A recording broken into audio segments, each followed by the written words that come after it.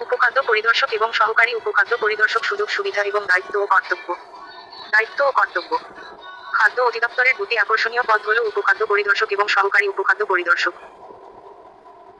একজন উপখাদ্য পরিদর্শক সাধারণত যে এলাকায় কর্মরত থাকে সেখানকার খাদ্যদ্রব্যে কোনো ভেজাল আছে কি না, কি পরিমাণ খাদ্য মজুদ আছে, সেই এলাকায় কি ধরনের খাবার প্রবেশ করছে, জিনিসপত্র এবং মালামালের মূল্যে কোনো ত্রুটি আছে কিনা ইত্যাদি দেখাশোনা করেন।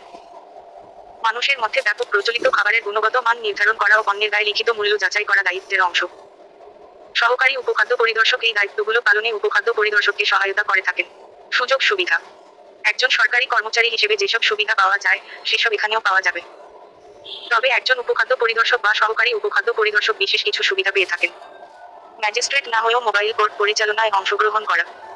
ম্যাজিস্ট্রেটের নেতৃত্বে ৩-৪ জন মোবাইল কোর্ট পরিচালনাকারী দলের সদস্য হতে পারবেন। এই পদগুলোর কিছু পোস্টিং বন্দরগুলোয় হয়ে থাকে, যেখানে আমদানি রপ্তানি করা বিভিন্ন দ্রব্যের ভেজাল নির্ণয় এবং গুণগত মান পরীক্ষা করতে হবে।